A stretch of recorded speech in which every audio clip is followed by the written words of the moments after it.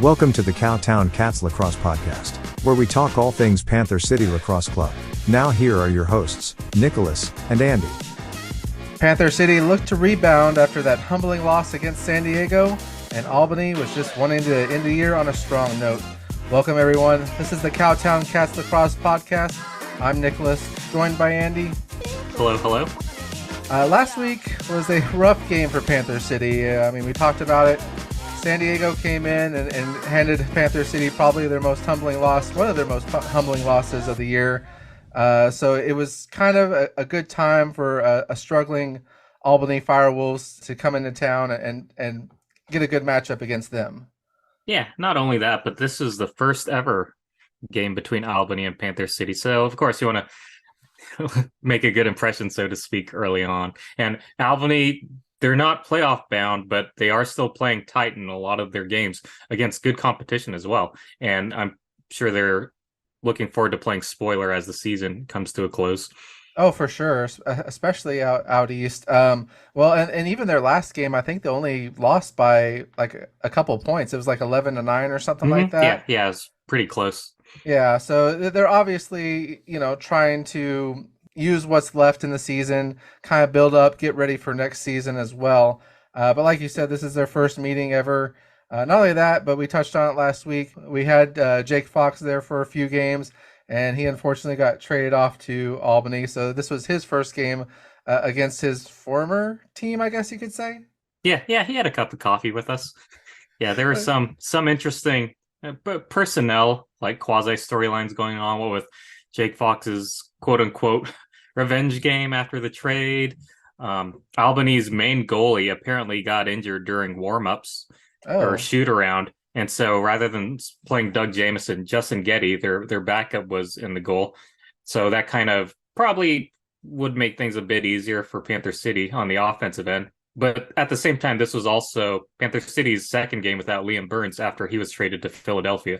Right. And we'll talk about that with, the defense. I mean, hopefully they made a little bit of adjustment, which I think they did, but there's still some spots missing in there. But the game, it sounds like a broken record by now. The game started with, unfortunately, Albany getting off to a pretty fast start, going up 2-0. My question is, why are we always down like that early on in games?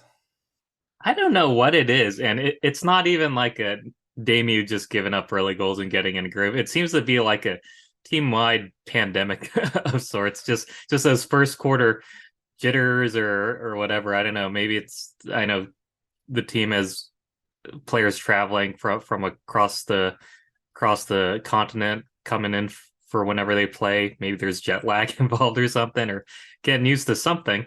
But yeah, it does tend to. These slow starts do tend to be a season-long trend, regardless of what the eventual outcome is.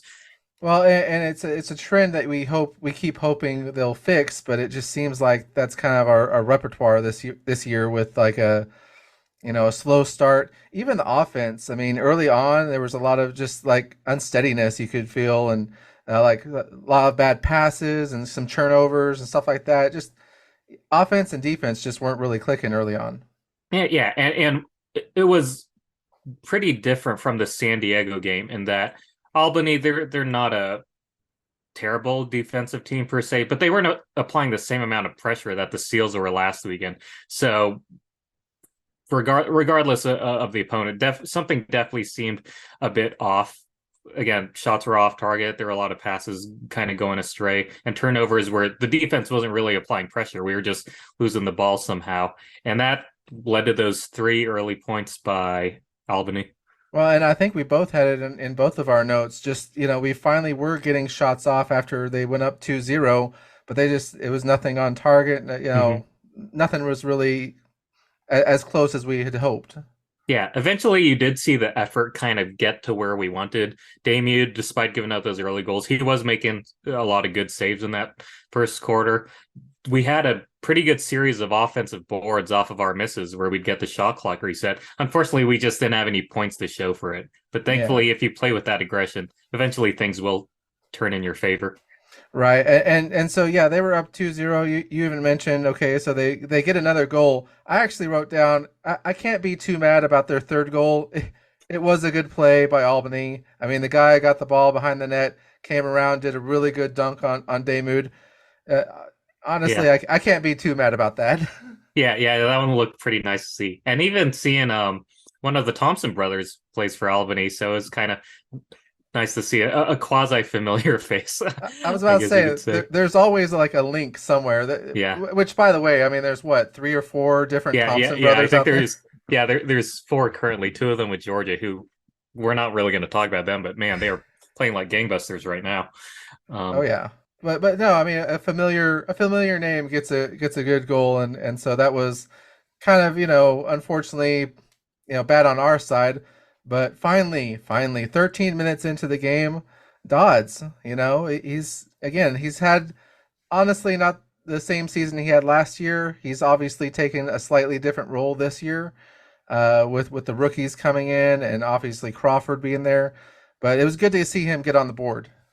yeah, he had that great overhead shot. I think it was Crawford and Caputo were setting a series. Oh no, well, it was Crawford and someone else. I don't know if Caputo was in, if Dodds was in, but there was basically a series of picks that set him open from what you could call the top of the key, and it was exactly what we needed to stop the early bleeding. Right, and honestly, it really jump started us a little bit more because I mean that was 13 minutes in. We only had a few minutes left in the first quarter, and then Will Malcolm gets in there and gets another goal right before the end of the first. Yeah, and that was a nice one to see because it was in a transition moment. It wasn't scored by Medeiros or his brother Tony, but you could tell that right when Malcolm came in to make the offensive substitution, Donville was able to find him for a real easy goal. And honestly, Dodds had an amazing circus shot before then that had that been a goal, it would have been amazing. I think the defender had his hands tangled up, so Dodds actually switched his stick to his other hand and just kind of did an underhand scoop into the net that got past the goalie. But alas, they called him in the crease. Yeah, and when we were there at the game, and yeah, we didn't quite know what was happening because they were like acting like it was a goal, but then they wiped it off, and then they showed the replay, and of course you're like, okay, well that makes more sense. But yeah, even the announcers they like showed the replay, and it's just crazy how he could switch hands and then get the ball just barely up over enough of the goalie's shoulder just to go in without him even knowing it. Yeah, it was great to watch on replay. I know even the commentators are joking. There were a couple of would-be goals that Panther City had that they said, "Hey, you got to give it to them on effort alone, surely." For sure, for sure. And so, Dodds was obviously trying to have a really good night, but that second goal by Will Malcolm, they touched on it and they touched on it in the stadium too. He sets the single season points record with that at 85, which beats Dodd's record rookie record from last year. I don't think Will is close to slowing down anytime soon with only a few games left in the season. No, I think he's got a great shot at breaking into triple digits and extending his record for this young franchise. It's really great to see because obviously Will's a pretty young guy himself, and he's got an even brighter future ahead. Oh yeah, and so with those two quick goals right before first, we were down 3-2, but at least we were feeling like a little bit closer. Second quarter, I felt like we were a little bit more aggressive, I guess you could say, offensively. It seemed like we were trying to push the ball more, so that was kind of good to see. Kind of one quarter to another, like not transition, but a adjustment, pretty much. That you usually see adjustments at halftime, but that was even better for us, like realizing what we were not doing right in the first quarter and kind of trying to fix that in the second quarter. Yeah, aside from Albany scoring an early goal in transition, with Getty had a great outlet pass to Kelly to get the transition goal. Aside from that, Panther City really kind of locked down a bit more in that second quarter. That was the only goal Albany would score, whereas we went on a nice little run ourselves. Caputo scored first for us. It was pretty quick off of a whistle. I think it was a change of possession or something. They Hmm. just found him the defense hadn't quite recovered or woken up. They found him in the middle for a nice open lane, and he just scored pretty nicely.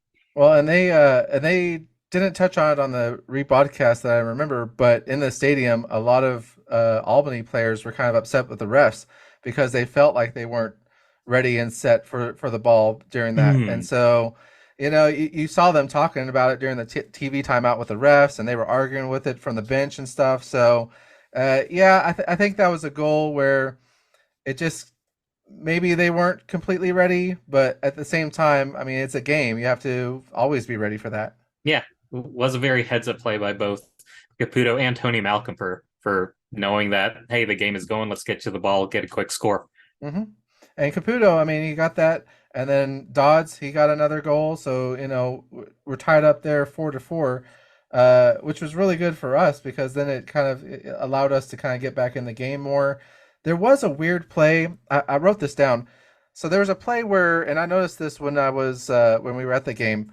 Crawford, there's like a turnover or something, and Crawford stays behind, and he like bumps one of the Albany guys, but then he stays in on defense. And I thought to myself, that's kind of weird that Crawford is playing defense because I guess I've never seen him out there doing that. Yeah, usually I don't think I have to. I'll see him try to kind of disrupt things in transition, but if a guy hangs back, I've seen it now and then with Will Malcolm. I think Donville in one of his first games. Normally it's just kind of maybe a younger player realizing like, oh shoot, I'm not going to be able to get back in time, and the offense they've already got all five guys on, so I just got to do my best. It's something that ideally isn't happening very often because you definitely want to get your top defenders out there as soon as the opposing offense comes on. Well, and not only him, but like there was a part where like Grennan was kind of getting pushy with a couple of players, so Yeah. Hmm. you could tell that they were trying to set the tone. Like hey, we know you're not going away, but we're not going away either. And honestly, it continued throughout the second quarter where we were just kind of back and forth. I you know I wrote down. I mean, why do you feel like we were just so close back and forth in this first half? I don't know. I'd say it was probably both teams trying to feel each other out. A lot of our goals might have been like Dodds had that early one that was great off the picks. Each of the other ones we had, like Will Malcolm's was on one of our few power plays of the game. Caputo's was kind of when the defense wasn't set or discombobulated. Patrick Dodds, he had a great goal, but it was kind of based off a series of offensive boards and probably the defense wearing down over time. And so from that gap of Dodds's second score to tie it at 4-4 to the next goal that happened, there was basically, I think, like 8.5 minutes where the teams were just kind of feeling each other out and Hmm. also trying to feel themselves out in terms of, okay, what can we do on offense? 5-on-5 offense is an area where Albany's struggled basically throughout the entire year. And it's certainly an area where Panther City can improve on because we have all this offensive talent, but sometimes the execution isn't just sharp. And you get lucky because the defense or the transition, the points that they can generate will help keep us in games. Well, and speaking of transition, that's what happened right before halftime. Medeiros gets down there, gets a really good transition goal. I think it was only like a few minutes left before halftime, and then like not a minute later, Will Malcolm again trying to get in there and make a name for himself. I mean, he got another goal. So really, it was just like you said, there was like a 7 or 8 minute period where not really a whole lot happened, and then right before halftime, it was just like, hey, let's get these points in. Yeah, yeah. I think I don't remember when Coach TK called a timeout, but I think that definitely helped it. And yeah, those last two goals were pretty much transition goals. Medeiros obviously with one of his trademarks off the Daymute outlet, and then Malcolm, um, even more so than the power play goal. He was just coming right off the bench, and the defender Dylan Hutchinson was able to find him with a really nice crisp pass. Yeah. So I mean, we go into the half up 6-4 off of those two goals. I don't know. I mean, for the first half, it just seemed like we were. I know Albany. The record is one thing, and obviously you can't. The fight and the heart of a team isn't judged by the record alone. But it just seemed like it was like I said earlier, it was a lot closer than I expected. Well, like any game where you got to put points on the board, lacrosse is a game of runs, and we basically got on two little mini runs during that second quarter that were spaced out really well to kind of draw distance. Though, one thing, we did have a great half in terms of statistics. Like, we won the face-offs battle 9-3, which is, I don't know if we've done that in a single other game this year. And we Mhm. also won the loose ball battle 38-23. And for there to be a 15 Lucy difference just after the first half is pretty crazy. And that kind of effort led to four more shots on goal and led to more goals. Right, and so it was a good first half. Second half, again, we can't say enough. Halftime adjustments, right out of halftime. I don't think Donville. I don't think he wasted a minute, and he got out there and got a quick goal. At that point, I mean, Panther City, they only kept him to 1 point, kept Albany to 1 point in the second quarter. That was a little bit of a talking about runs. That was a little bit of a 7-1 run for us. Mm-hmm. Yeah, it was really nice to see that. And one thing about that Donville score, I we there was an assist and a hockey assist. He probably could have given out a hockey assist because they were just like bang bang, like four or five quick passes in a row to get him that open look. And it was like, okay, that might be the best 5-on-5 offensive possession that we had had up to that point. Right. And so, for Albany, eh, they wanted to keep it close. So, I mean, we get the Donville score, but they actually get a goal pretty fast after that too. This is what I wrote down. Okay. It was a really good goal because it was behind the back. It was a quick pass. The shot clock was running down. I mean, honestly, if we were if we were a podcast about Albany, this would probably be my play of the game for them.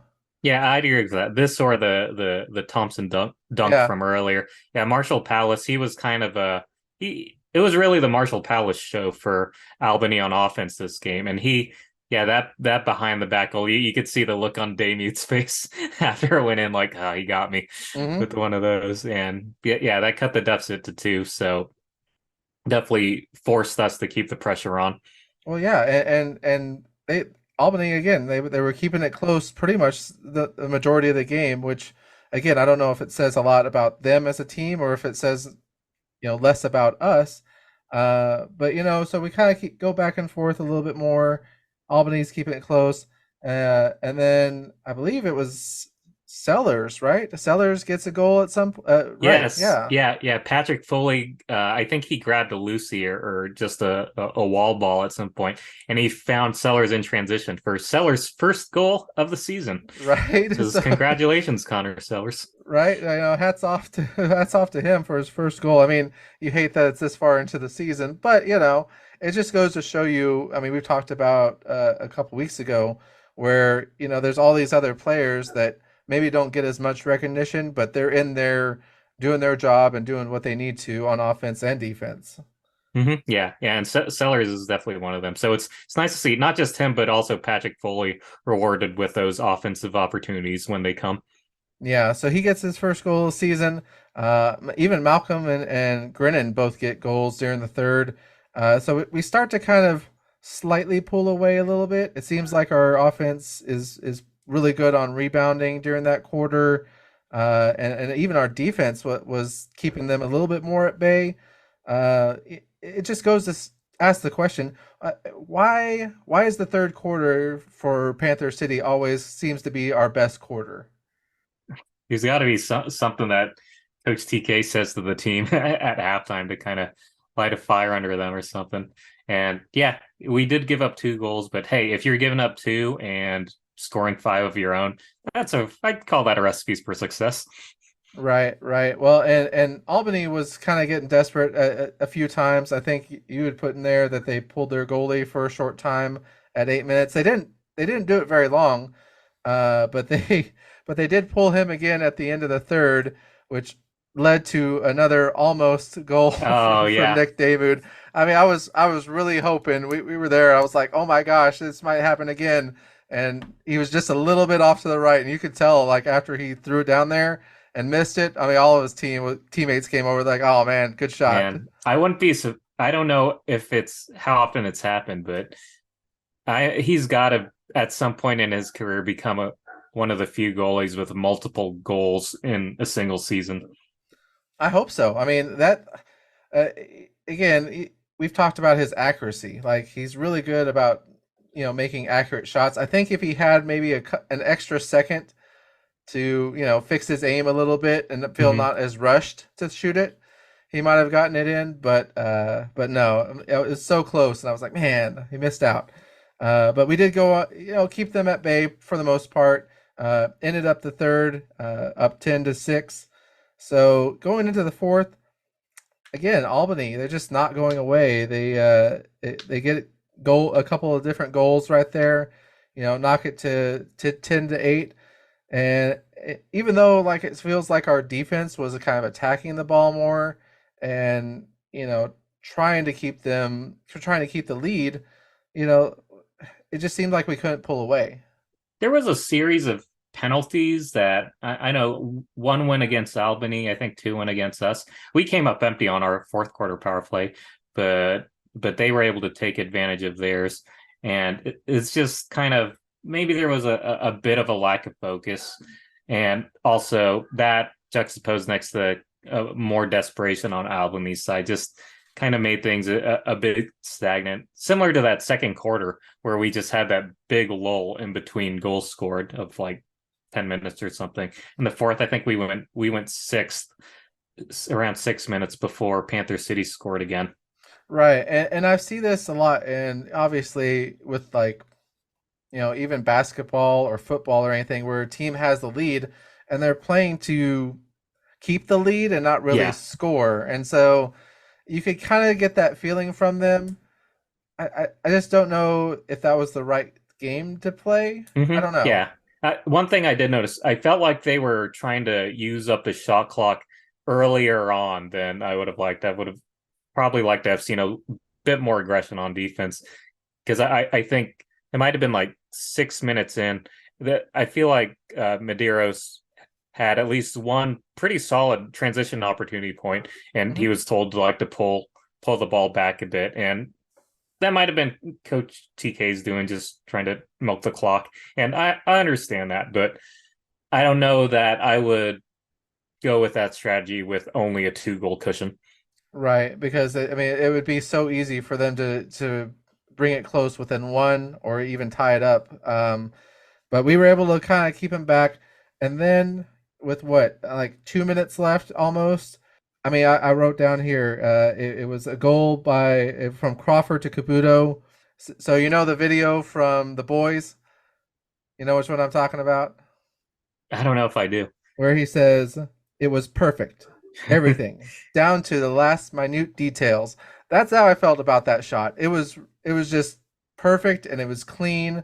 Crawford passes to Caputo as he's going in front of the goal, and Hmm. it was seamless. Like Caputo caught it, swung behind his back, and straight into the goal, and Yeah. it was just it was crazy to see. Yeah, I love seeing the replay. Just even before the goal is scored, it was like a pick and roll executed to perfection, to where Caputo's pick frees Crawford up, and as the defense is distracted with both defenders trying to catch up to Crawford, that's when he gets that pass to Caputo, who's not even looking at the goal Hmm. at that point. His back is to it, but he's able to sling that behind the back. Yeah, and it's just so crazy to me that they know. I mean, again, I know they're professional athletes, but I couldn't even imagine trying something like that. No, no, yeah, I'm sure I would somehow like hit my ankle or Right? something. Yeah, I would probably like lose the stick and the ball goes flying off into somewhere. But yeah, no, that was honestly just amazing for Panther City. It really got the crowd going. And then of course towards the end they pulled their goalie, which leads to Haas getting an empty netter right at the end. So it was good. It was good for the whole team towards the end to kind of keep the pressure and get out with the win. I'm glad that we kept the lead. I wish they would have been, like you said, a little bit more aggressive with it, but they did their job and they came out with a win. Yeah, I think what you predicted, what, 15 points? Yeah, I Yeah, said 15-8, I think, or something like yeah, that. and I think I said 14 to 8, 8 or 9, and it's Hmm. like we'll take the win. And maybe it's because they don't really have a history with this team aside from what Tony Malcolm playing for them and us sending Jake Fox there, who by the way did have kind of a quiet game. But yeah, there were barely any penalties in this game, and things did get testy now and then, but it was nothing like that Seals game or some of the Mammoth games this year. Oh yeah, and I think it just goes to show kind of the games that we have against non-division rivals. We still obviously want to win, but there isn't that kind of like heated background behind it, maybe. And again, Yeah. like you said, since it was their first time, they really had to kind of fill out what kind of team they were going against. Yeah, and Albany, they're really in a rebuild mode this season. They're not. I think they've been mathematically eliminated from the Eastern playoffs, so they're just kind of trying to feel out the players that they do have, see what they can do together, and hopefully win some games. Unfortunately for them, but fortunately for us, they weren't able to do that this game. Yeah, for sure. Well, talking about rebuild mode for them, real quick. There was one player, I think it was number 9 or something. I noticed he didn't even have a name on the back of his jersey. I don't know if they had brought him up from the practice squad last minute or activated him last minute or something, and just didn't have his jersey. But I was like, oh, okay, well, I Yeah, guess he actually scored a goal too, right? I think so. Yeah. Yeah, it might have been Kelly. I don't remember his first name, but But yeah, you're so used to seeing names on the back of their jerseys, and then when there wasn't one, I was like, oh, okay, well, good for them. Hopefully they didn't get lost. Also, there was actually like 3 or 4 Albany Firewolf fans in the front row on one of the ends, and I was like, nice. hey, that's crazy. That's good. I'm glad there's some support down here. Yeah, I think that from what I've read, they've had a pretty solid franchise. I think they're relative. I want to say they're relatively young as well. Hmm. This is the first time that they're missing the playoffs under their current coach, so they have had some modicum of success in the past. Yeah. Well, and like I said, that just goes to show you, talking about the team itself, you can't base a team just by the record alone. They did have a hard fight with us in this game. Kept it really close. It seemed a lot closer than I'd hoped, but like you said, they're definitely looking towards next year with that. Well, of course, that brings us to the certain segment we always talk about. That is, of course, Mr. Andrew's stats of the game. Mr. Andrew, what stats do we have for Albany? Quite a bit tonight. First off, we won 17 of 24 faceoffs. 17 of 24. That's a whole lot more than even just 50%. And Burton was obviously the biggest key in that because he went 15 for 19 on his faceoffs for 78%, which is absolutely incredible. This is probably, at least in terms of faceoffs, this is probably his game of the season. Again, we mentioned it was pretty low penalty, nearly penalty free. There was that one early on that led to the Malcolm score, and then a few in the fourth quarter. But it was kind of nice to see that because that let us see some real 5-on-5 lacrosse where both teams just had to kind of work out the kinks and get stuff executing well. Definitely good practice as we finish out the year. Nick Damude had a bounce back game of sorts. He had 32 saves on 40 shots on goal for 80%. So nice tidy number. It was nice to see him play that well. The Lucy battle that we won by 15 in the first half. We ended up with a 24 loose ball advantage. We ended up with 69 to 45. And Tyler Burton, just like with the faceoffs, he had probably the largest or statistically the biggest role in that battle with his 11 loosies. There were also many milestones broken in this. Speaking of loosies, Connor Sellers hit his 400th career loose ball. Mm-hmm. Tony Malcolm, this was not only his 100th career game, but he got his 200th point. I don't remember whether it was off his assist to Caputo or the goal he scored, but regardless, he hit 200, which is a pretty nice mark. And speaking of the Malcolms, Will Malcolm had himself a game too. We already alluded to it. He broke the single season scoring record. Granted, this is year 2 of this franchise, but Right. hey, if that's the case, and if he's pretty early on in his career, that record might get broken over and over again in the years to come. Right, and you know, like you said, he's still young. I mean, obviously getting used to the team and just all that, and yeah, he's definitely poised to have a great year this year and more great years in the future. But yeah, the Malcolm brothers again. I mean, they were my players of the game last week, but they really came out tonight and showed, you know, hey, we're not messing around. Yeah. So great games from them. Great game from Burton. Damude solid. So we'll obviously go into players a little bit later, but statistically, there was a lot of nice things going on. Oh yeah, for sure. Well, of course, that's our stats of the game, which brings us to our Cool Cat plays of the game. For me, I touched on it earlier, and there's a reason why I said what I said. It was perfect. The play with Crawford to Caputo. I mean, like you said, he wasn't even looking at the goal pretty much, and he just kind of behind the back into. Oh my gosh! I know it's a lot, and I understand it's at the end of the game when we're already ahead, but it was just so clean. It was just so nice, and just to let everybody know, it is on NLL's website for play of the week. So if you get a chance, if you're able to go vote for it, please go vote for it for the play of the week. It was leading last time I checked.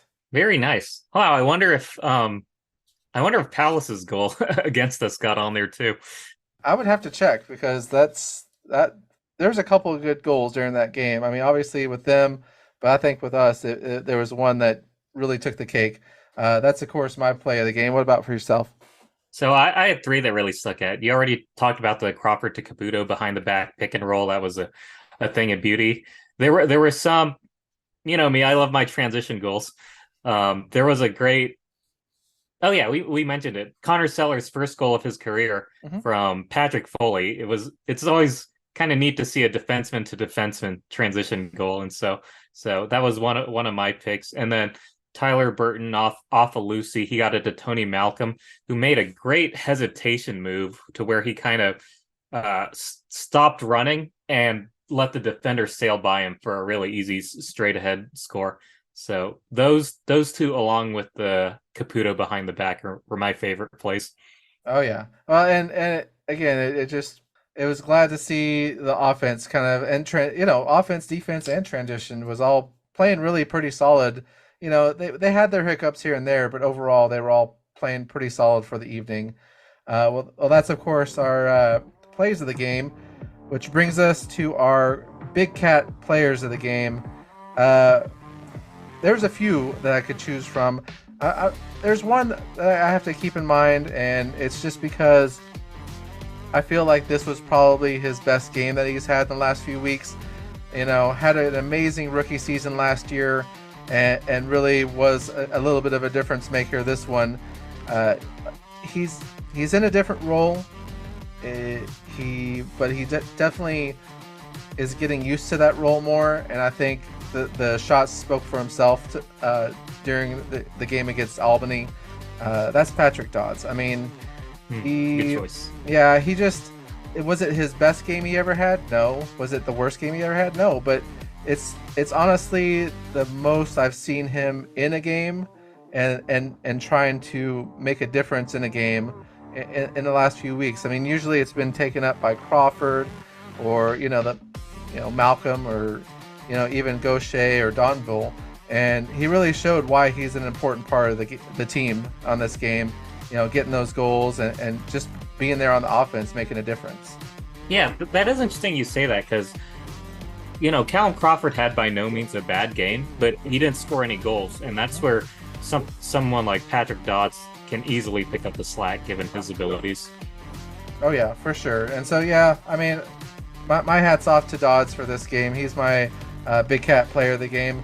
What about for yourself? I had to spread the love around. It was such a balanced game on both ends. There wasn't any single offensive or defensive player that you thought, oh my gosh, they were amazing. Everyone was just really, really good. But I'm decided to have a little two-way player celebration. So first off, I'll mention Josh Medeiros. He had his trademark transition goal, a nice block, pass turnover. Feels like he takes a ton of punishment every single game too. Right? Don't know. I guess he's doing a great job getting under the opposing player's skin. Connor Sellers, we mentioned, he had the first goal of his season in transition, scooped up 7 loose balls. Tyler Burton brought him up as well, dominated those faceoffs, going 15 for 19, led the team with 11 loose balls, including one that led the assist to Tony Malcolm. That was one of my plays of the game. Mm-hmm. Captain, the Hoss, Matt Hossick, he had 5 loosies, 3 caused turnovers, a nice assist to Will Malcolm, and then he had that nice transition goal himself to end the game. Tony Malcolm, six loosies and a caused turnover, had the nice Caputo assist, that great hesitation move in transition. And last but not least, even Nick Damute had himself a nice two-way game. He didn't get that empty netter like we hoped, but he did have that stellar 80% save percentage, keeping yet another opponent under 10 goals, and also had not 1 but 2 assists. So it was just a great game for all those defenders, and so much of the time what they do doesn't show up in the stats. In this game, it definitely did. Every defender or transition player, except for Ryan McLean, ended up with points on the board, and McLean had a great game himself.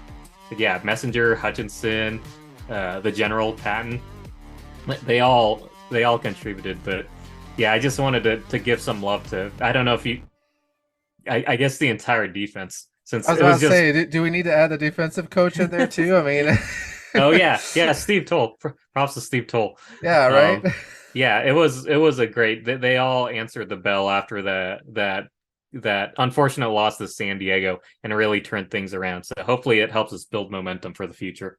Well, and I think once we started to figure out Albany as a team and how to play them defensively, we really did settle down a lot more. It was just trying to get used to them in that first half for sure. Well, of course, those are our Big Cat players of the game.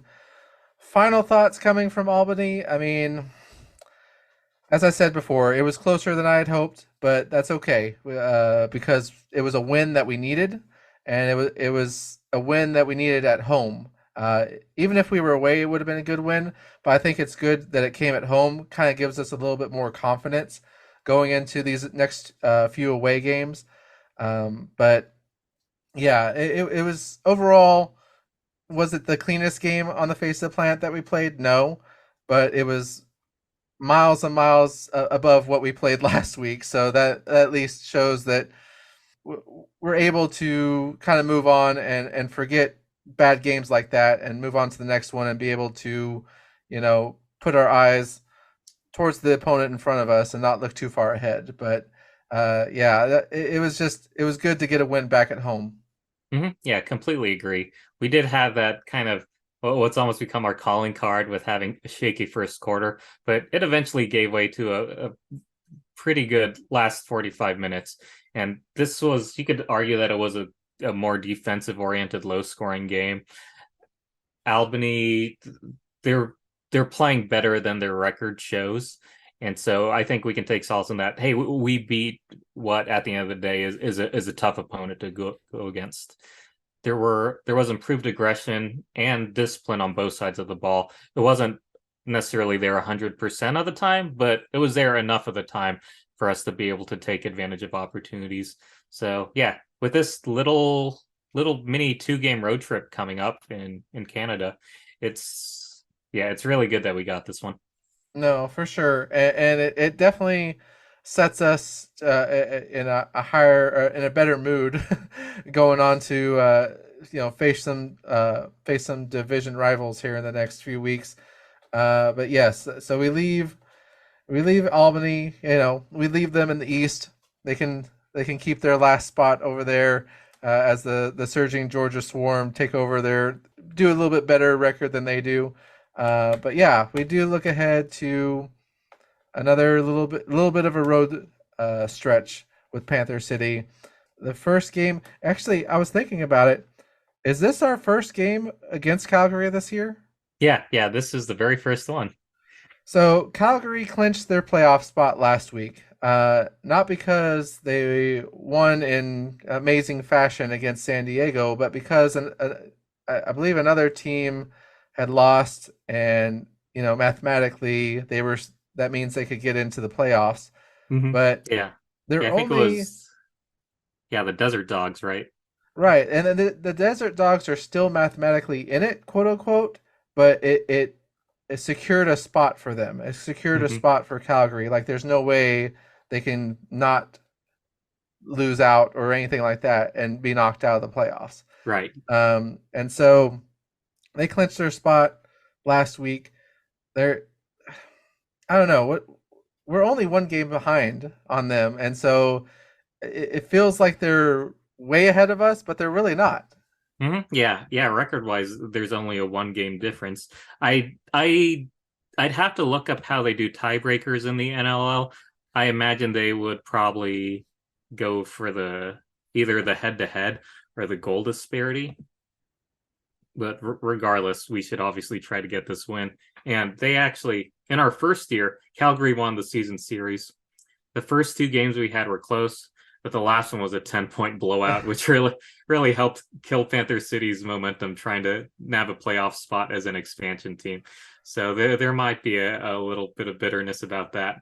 Well, yeah, and thankfully, I will say this year's a little bit different. Like we're in that third spot. We're actually, have a good 2 game cushion on Colorado now. Yes. So there's not as much worry about, hey, if we don't win this game, like we're knocked out and we don't have a chance to still make the playoffs. But obviously, I think a win.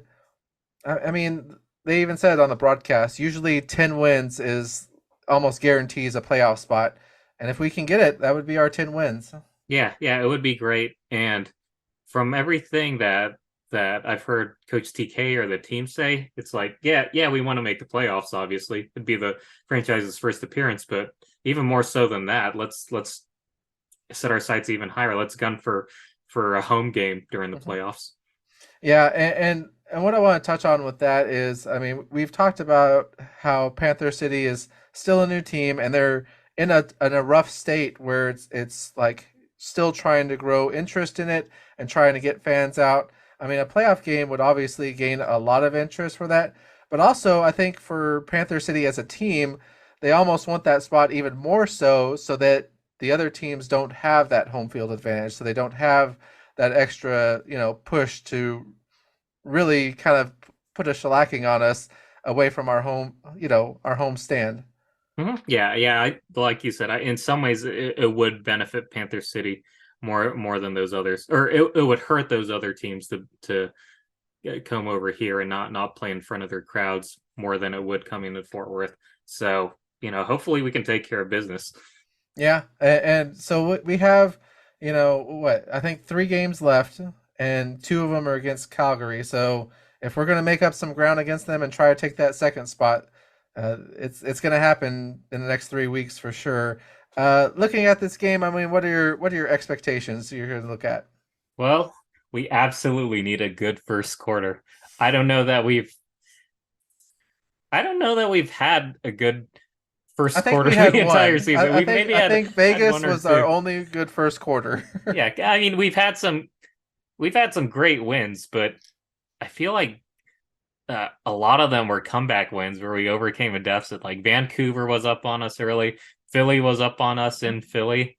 Um, uh, yeah, it's just Calgary. Just from what I've seen of them, they are too good a team to get into an early hole against, especially at their home field. Um, Christian Del Bianco and Zach Currier are both they seem to be on the MVP rankings every year, Mhm. and it's that kind of shows you what kind of team they are. That you have one a goalie and two a transition guy in the MVP rankings. It's pretty unique to Calgary. So hopefully we're able to limit their transition buckets because that's one thing. Watching their recent losses, um, to San Diego. That's one thing that the Seals were able to do really well, and that kind of disrupted everything. Because that's not to say they're a bad 5-on-5 squad, but the the those Del Bianco outlets really gets them going. hmm Well, and I don't know. So I only got to watch a little bit of the San Diego Calgary game, But it also seemed like San Diego was really good, and they even did it against us. They're really good about attacking shots at point. But talking about Yes. Del Bianco, I mean they were really aggressive not only on rebounds, but yeah, any shot that was close to him, they were like fighting like around Yes. him, and it Hmm. kind of I don't know if it threw him off his game or just didn't give him the confidence to be able to make those outlet passes as much. But it just it San Diego is very good about making sure whatever game plan or whatever idea of a game plan you have goes out the window in like a minute. Yeah, yeah, they were so disruptive against us. Just like thinking thinking about our game against them was just like a nightmare. Yeah, And they were just able on offense, just that aggression, and on defense, able to be aggressive yet also like pack things in close in front of Origlieri and Sciliano. But yeah, anyway, yeah, Calgary is. I'm very, as a lacrosse fan, I'm very interested to see this game to see how we handle it, and also just kind of see elite level lacrosse being played. yeah, and I think your point is right. If we can, what's the right word? If we can stop ourselves from stepping on our own foot in the first quarter Hmm. and get off to a stronger start. And I'm not saying like, oh, if we give up the first goal, that means we're going down the same path. No, I'm talking about these going down 2-3-0, 4-1 kind of things. Right. If we can limit that, and even if we do give up the first goal, but kind of, hey, we get one back, or kind of keep it close during the first quarter, and kind of buck that trend. I mean, that's where I think we really do have a good shot. It just it, it it feels like there's a clear division or a clear line between San Diego and Calgary, and then Panther City and Colorado right now, and we weren't ready to cross that line against San Diego. It's time for us to cross that line against Calgary.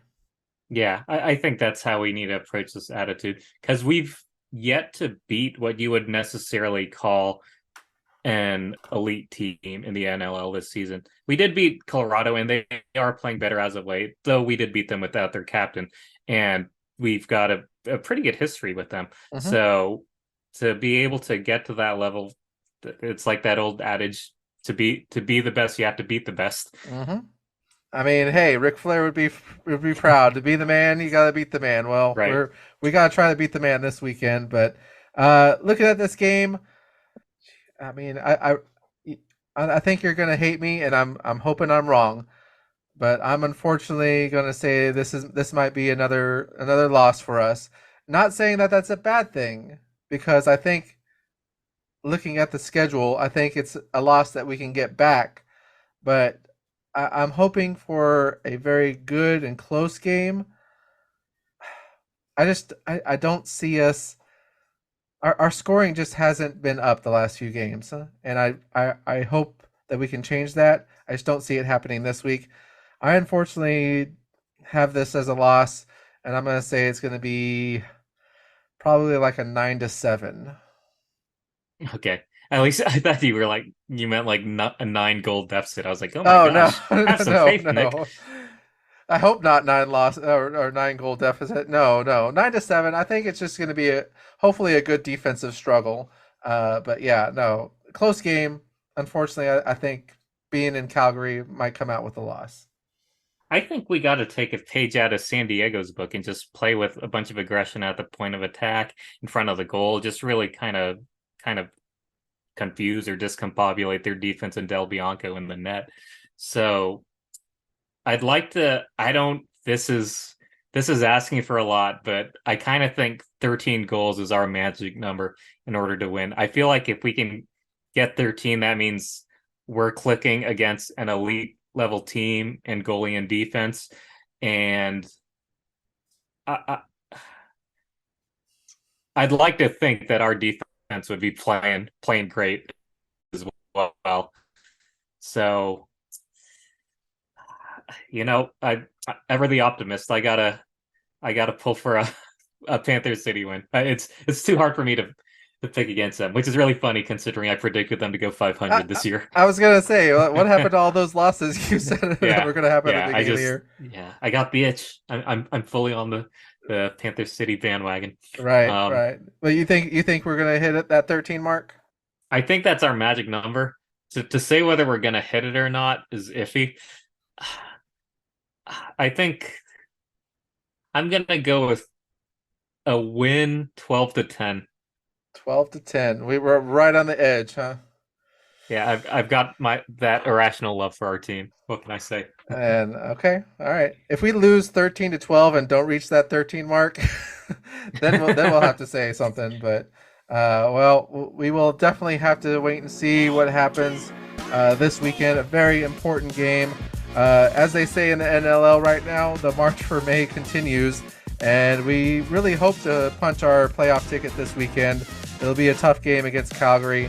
But of course, we thank you all for listening to this week's podcast. Be sure to get out and support Panther City. Their next home game isn't for the next few weeks, but be sure to watch them when you can. Actually, I do have to say real quick, they just announced today that Panther City's game against Calgary is going to be the NLL Game of the Week. Hey, nice. my nagging paid off. I kept on Instagram, every time they would say, hey, this is our Game of the Week, I'm saying, hey, when's the Panther City game? And I'm not saying I'm the one that made them change their mind, but hey, adding comments and nagging them about it, I think, has its little bit of a payoff. Yeah, you can absolutely take credit for that. Right? Like, hey, Panther City is doing pretty good too. We're third in our division for a reason. So, but of course, thank you guys all for listening. I am once again Nicholas. And I am once again Andy. And we'll hopefully come out of this weekend with a win, but we'll see. We'll see you all next time. All right. Cheers, y'all.